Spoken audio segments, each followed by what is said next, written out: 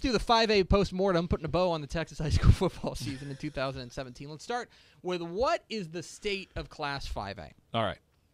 And for me, the story of 5A in 2017 is Newcomers on the rise. Mm-hmm. That in a lot of respects, even though Highland Park, which is like the bluest blood, right, even though they won the 5A Division I state championship, I feel like the big story this year was a bunch of new programs that maybe have not been to the mountaintop before making moves. A perfect example is College Station, right? Yep. They win the 5A Division II state championship, beating Aledo. Frisco Lone Star, who's been to a title game but had another fantastic year. Manville, of course, has never won a state championship, came agonizingly close, right? Angleton is another program that was on the rise. I think Fort Bend Marshall had a great year. Frisco, Mansfield Legacy, Mansfield Lake Ridge. All these teams that are Lubbock Coronado, programs that are not the kind of programs that we mention when we talk about 5A Blue Bloods. Mm-hmm. They are instead the kind of teams that started making moves in 2017. So even though Highland Park, the bluest of Blue Bloods, won the title in 5A Division I, I think that the more intriguing and bigger storyline is what happened right underneath that, with this kind of bubbling underneath of what we're going to see. Maybe the next line of Blue Bloods in 5A. So, 3 players of the year in Class 5A. Let's start with Mr. Texas football himself, Spencer Sanders, the quarterback for Denton Ryan, who is just sensational. And for a guy who has had 2 knee surgeries, to come back for his senior year and have such a tremendous year and lead Denton Ryan to the precipice of another state championship game, I feel like he is at least co-player of the year in 5A. Yep. You could also make an argument for the guy who beat him in the state semifinals, which was Highland Park quarterback John Stephen Jones. And I mentioned this on Fox that after they won the title. John Stephen Jones is now the only quarterback in Highland Park history to ever win 2 state championships. Not Bobby Lane, not Matthew Stafford, John Stephen Jones. I think it's time to start referring to Jerry Jones as John Stephen Jones' grandfather instead of the other way around. Yeah. He was just sensational. Yeah. And Manville wide receiver Jalen Preston.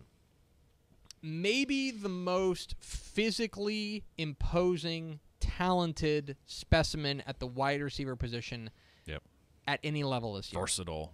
Yeah. What a freak he was. And I think very worthy of being in the conversation for 5A Player of the Year. 3 surprises, Max. Ooh. How about North Forney? Yeah, man. The most improved offense in the state. We did that piece on TXHSFB 303 on TexasFootball.com.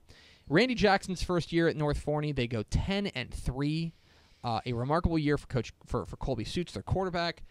The entire offense, and you can tell that this is a program. This is another one of those programs that is on the rise. Yeah. That yes, there are the Blue Bloods that Aledo and Highland Park are always going to be there, but just bubbling underneath the surface are teams like North Forney. It's a perfect year, fantastic year.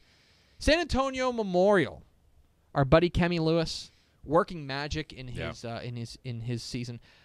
Getting them to their first ever district championship, getting them to their first winning season since 1994, 7-3 or 8-3 or 7-4 rather. They go 7-3 during the regular season. And I know that doesn't seem incredible, but go back and listen to our interview with Kemi Lewis if you haven't heard it. It is a really remarkable story. I think they are one of the surprises of 5A, and so is Corpus Christi Veterans Memorial. In just their second varsity year, the newest school in Corpus Christi had a breakout year. Yeah. 11-2. They go 3 rounds deep in the playoffs. They win their zone in that crazy District 35A.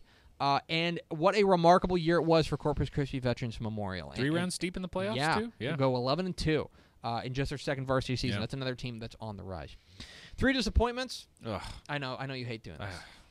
I know, but we have to. We don't have to. We do have to. Cleburne. 0-10. Obviously, a lot of stuff swirling around that program, and just stuff off the field. Just was worse than stuff on the field. A really, really forgettable year for Cleburne this year. Lancaster, 4-6. Definitely not the year they dreamed DFW up. Blue Blood that we've come to expect to be in the mix every year, and they just had a down year. Same goes for Fort Bend Elkins down there in Fort Bend. That for all the talk we had about Marshall this year, Elkins has kind of been the powerhouse of that district. Hightower is in that mix as well, but Elkin's a bit of a disappointing year this year. 3 questions for 2018, Max. All right. The first question, what effect does realignment have? Yeah. That's going to be the question we're going to have every year. Yeah, it's... And 5A is where you see the most movement. And I think it's really going to change things for a handful of programs in ways that are pretty permanent that will be kind of a bummer. Yeah. Right? A good example is McCallum, right? McCallum is a team that benefited from being in the Division II bracket this year, and they're probably going to be Division I going forward, and that's going to be tougher. And for those who don't know, 5A is splitting into permanent divisions for the first time in this realignment. So it's going to be 5A Division I and 5A Division II in the same way that we think of 4A Division I and 4A Division II. That is something that is new this year, and so realignment, there's going to be major shifts. Yeah. Not only who's coming and who's going, but also the fact that really the landscape is going to change in 5A. So that is one thing to keep an eye on. A three-peat for Highland Park. Look, man, at this point, you pick against the Scots at your own peril. We thought that this was going to be a down year for them because they lost a ton from that defense that was so good, and they just kind of reinvented on the fly. Remember, this Highland Park team in 2016 when they won the title was a defense-first team. It was a team that wanted to win. I mean, that title game win over Temple was so vintage 2016 Highland Park, a 16-7 where defense rules the day and they just make plays when they need to. Well, 2017 was all offense, a high-powered attack. Yeah. Now they have to replace John Stephen Jones. They have to replace a tremendous senior class. But, again, they start the year as the team to beat. They have to. They've earned that right. And can the close calls get over the hump? And I go back to what we kind of started off with, which is these newcomers rising. And you can see teams that could get over the hump next year. Mansfield Legacy brings back Jalen Catalan. Okay? That's going to be a team to watch. Yep. Manville loses a ton, but they're always very good. Yeah. What about a team like Frisco Lone Star? They lose a lot, but they're going to bring back a fair amount as well.